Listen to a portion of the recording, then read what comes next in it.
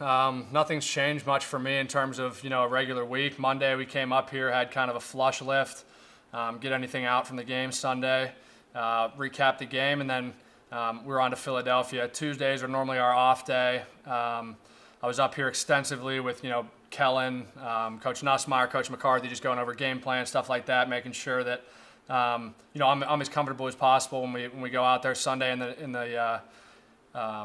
in the instance that my number's called. So for me, this is an opportunity of a lifetime. I think as a rookie, a seventh rounder, I think coming in, you see Dak and you see Andy at the top of the depth chart, and you're like, hey, there's no chance that I'm going to be on the field this year. But hey, this is 2020. What else do you expect? Here we are, and week 8 of my rookie year, I've got a chance to go out there on Sunday Night Football and do what I love to do. So I couldn't be happier and more excited. You told us after the game that you never expected, a year ago, you would never have expected to be in this spot or anything. What were you expecting a year ago? Was the NFL on the radar, or what were you thinking? I think the NFL was on the radar a little bit. My junior year probably didn't pan out as well as I wanted it to. I just knew that I had to let my play take care of itself my senior year, and that was kind of my MO all last year. I said, hey, if I'm good enough, they'll come find me. So things worked out, and here we are a year later. But this is everyone's childhood dream, right? You get a chance to be the starting quarterback for the Dallas Cowboys. What more could you want? Philadelphia's not going to have a lot of fans in the stands there, but you being from Pittsburgh, are family members trying to get to that game? Yeah, I've had a lot of people ask me for tickets this week. I guess it's I guess Philly doesn't necessarily sell them to a public, or there's something up with that. So I've had a lot of people ask for tickets, but I've got some friends and some close family coming up Sunday. It's only probably 3.5, 4-hour drive from Pittsburgh, so I think they'd be willing to make that drive any day of the week. Ben, some of your teammates this week have told us they like your swag and energy in the huddle. What is it that you're doing that's leading them to tell us that, and how do you go about bringing that command? I'm just being me, and I think being a quarterback, you've got to have a little something to you. You've got to have confidence. You've got to have a leader, whether you're a veteran in your 15th year or a rookie about to make your first start. I just try to go in there and be the same guy that I've always been, whether it's letting these guys just hear my voice inflection when we're in the huddle. If I sound confident, these guys are going to know that they can trust me when I'm out there, and I'm just one of 11. So it's going to take a team effort. It's going to take all 11 every play on Sunday night. So we're looking forward to it. How do you manage trying not to do too much because you might get the start and just let the game come to you as it goes? Yeah, I think the biggest thing for me is I got to keep the chains moving, get the ball in our playmakers' hands. It's pretty easy when you look out there to your left and you've got Michael Gallup, and then to your right you've got CeeDee and Amari Cooper, and you've got Zeke to the left of you in the shotgun. So pretty extensive group of playmakers on the outside. So for me, I think my job is going to be to get the ball in these guys' hands, let them do what they do best, keep the chains moving, try to stay out of 3rd and longs, and convert, put some points on the board, and we'll see what happens from there. What's been the best piece of advice that you've gotten from Mike McCarthy this week? Yeah, I think the biggest thing that he's told me is just, hey, do you, protect the ball.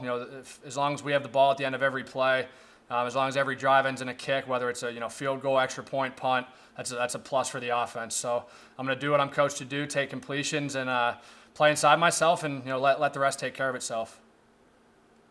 You're inactive for the first 5 weeks of your career, then active and actually get a few snaps, and then thrown into the fire. How would you describe the mental part of that with it changing so fast? In terms of mental, I would say that I feel really good about where I'm at mentally in terms of the playbook, play speed, things of that nature. It was good getting in there last Sunday just to kind of feel how fast the pocket is, how some of these things work with guys just being bigger, stronger. That being my first actual game action, but. Sorry, completely forgot the question there. Yeah, just such a quick change from not even being active to getting thrown into the fire, basically in a 2-week time period. Yeah, I think that's just kind of the nature of how this whole year's gone with COVID and everything else. One thing happens leads to another. I think in the span of like 10 days, I went from being in a sweatshirt and sweatpants to here we are. My number could be called. So I'm taking it in stride. I'm the most confident person in myself and the guys around us. So I've got no fear, no worries about being able to lead this team on Sunday night and doing what we got to do to get a win. Mike McCarthy said you ran they clocked you at 21 miles an hour when you first got here. How fast have you ever run the 40? I might have had my wind in my back a little bit that day, but I wasn't invited to the combine, didn't have a pro day, so I'm not sure what I would have ran. I would say, a few weeks before pro day, I was clocked at about a 4.67, so I'd say somewhere probably in that range. You did have a pro day because of COVID-19? Yes, because of COVID, correct. You do a digital simulation of a pro day? I did not. I had a bunch of clips just on my phone from my time down in Atlanta. That's where I spent my pro day training. I was down in Atlanta, so I had a bunch of clips. Kind of just put them together, threw it up on YouTube. It was just kind of all the throws that I was going to make in my script, and then the scouts, coaches that had been in contact, got it out to them. Agent pushed it out, so we kind of did it that way. I think one of your roommates down in Atlanta was Jalen Hurts. Have you heard from him this week? And has he said anything, reached out at all, or you guys talked at all during the season? I have not talked to him at all this week. I talked to him kind of at the beginning of the year after preseason, just kind of checked in how things were going, caught up a little bit. But this is pretty cool for both of us, and probably our quarterback coach Quincy Avery too. Both of us trained together. Both of us got drafted, and here we are, week 8, going up against each other. So probably pretty cool moment for him, pretty cool moment for me as well, getting to see him over there on the other sideline. How much does it help to have made that long playoff run last season when you step into this now? I know it's a completely different level and all that, but making a long run, high-stakes games, does that help? Yeah, I think it does.